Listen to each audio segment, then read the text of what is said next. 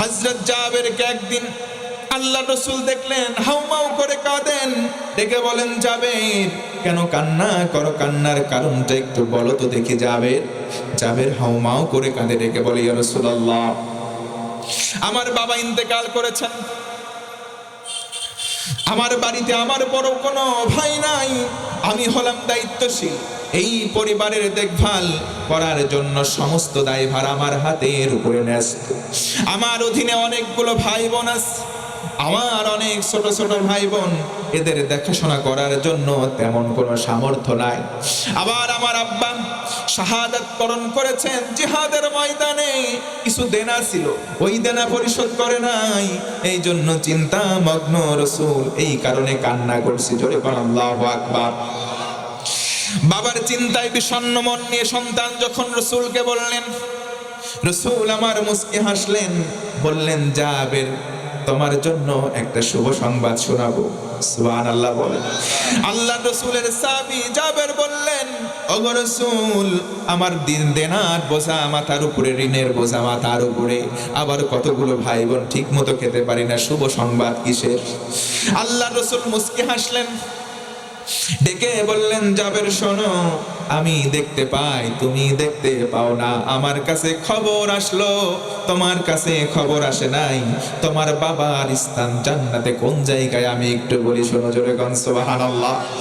আমার কাছে জিবরাইল এসে বলল, জাবেরের আব্বা এমন জায়গায়, সরাসরি আমার আল্লাহ লেখা ইল্লাহ, আল্লাহ সরাসরি জাবের তোমার আব্বার সঙ্গে মোলাকাত করেছেন। জোরে কোন সুবহানাল্লাহ।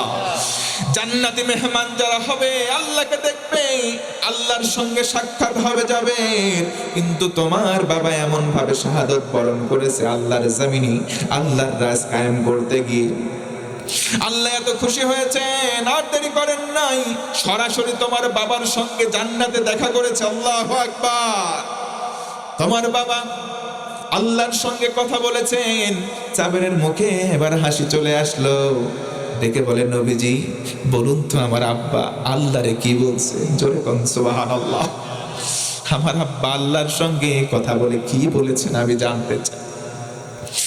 ও জাবের শোনো, তোমার বাবা কিছু এমন বলে নাই, শুধু একটা কথা বলছে, আল্লাহ।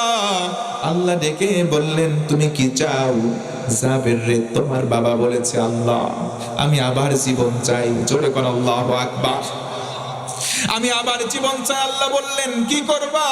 জাবের রে, তোমার বাবা বলেছে, আল্লাহ আবার জীবন চাই, তোমার জমিনে যেতে চাই, তোমার কোরআনের রাজ কায়েম করতে গিয়ে আমি আমার জীবনটা আবার দিয়ে শহীদ হতে চাই। আমার বন্ধুগণ গভীর মনোযোগ বাড়ান। যারা জীবন দিয়ে চলে গেল মরে নাই, তারা জিন্দা, কারণ তারা আল্লাহর কাছে গিয়ে এই চাওয়াটাই চায়, আল্লাহ আবার জীবন দাও, আবার জমিনে যাব, আবার মরবো। জোরে কোন আল্লাহু আকবার। আল্লাহ রাসূল বলেন, প্রথম রক্তের ফোঁটা জমিনে পড়ার সঙ্গে সঙ্গে জীবনের গুনাহ মাফ। এই যে দেখছেন 24-এর স্বাধীনতার সময় বুক পেতে দিয়েছিল রংপুরের আবু সাইদ, কথা বলেন ঠিক কিনা? ওই রক্তের ফোঁটার বিনিময়ে, রক্তের ফোঁটার উপরে দাঁড়িয়ে স্বৈরাচারকে বিদায় করা হয়েছে, কথা বলেন ঠিক কিনা?